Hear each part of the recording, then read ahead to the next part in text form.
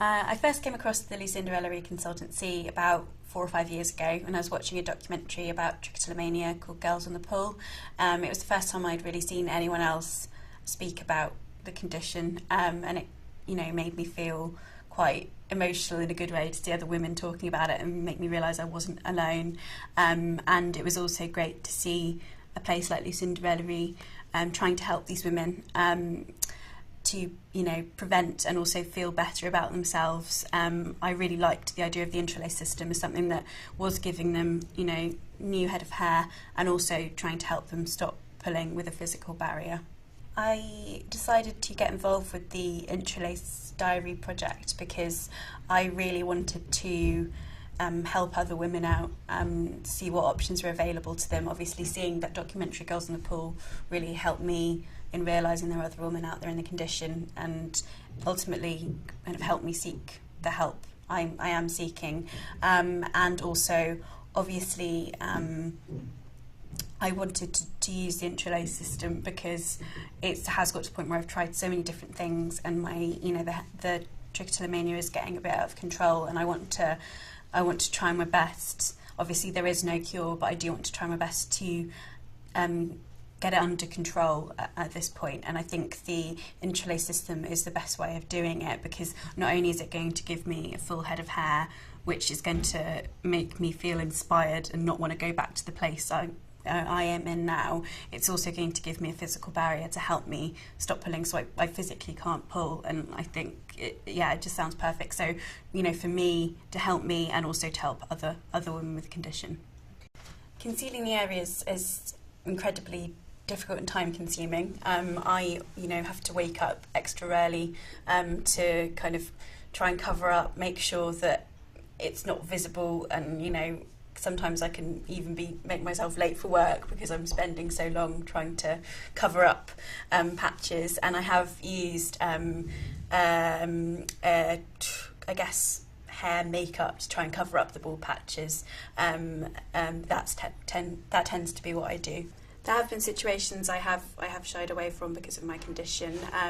I don't tend to go swimming anymore, and I also put off going to the hairdresser because, as much as I can hide it from other people, I can't hide it from a hairdresser because it's incredibly obvious and when they're cutting my hair, and I find it really embarrassing having to explain. A lot of people are very ignorant about the condition, so it tends to be something that I do put off a lot. Yeah.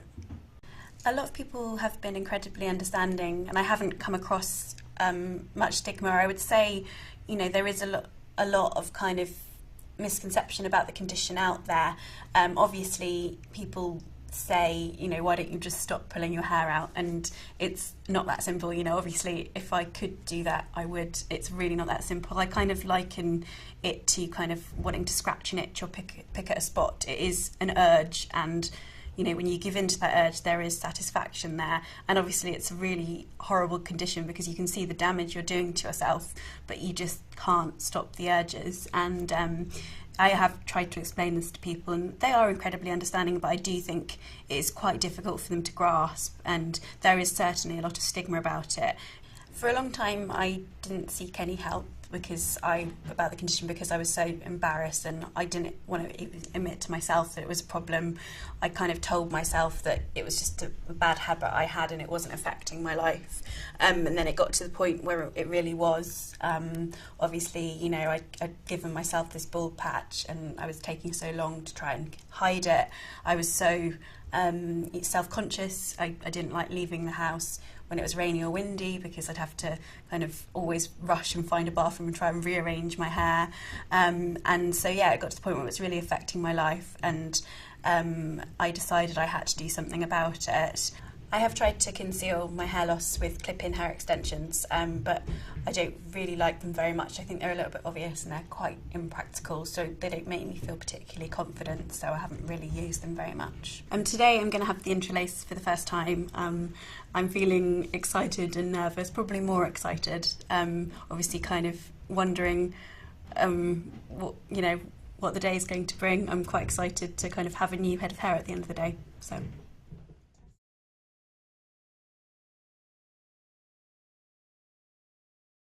Since we were younger, I have noticed Emily's trichotillomania. I didn't know that that's what it was called, but I just noticed her pulling her hair out. And then as she got older, it became a bit more like it happened every day. And definitely in the past couple of years, it's really become an issue.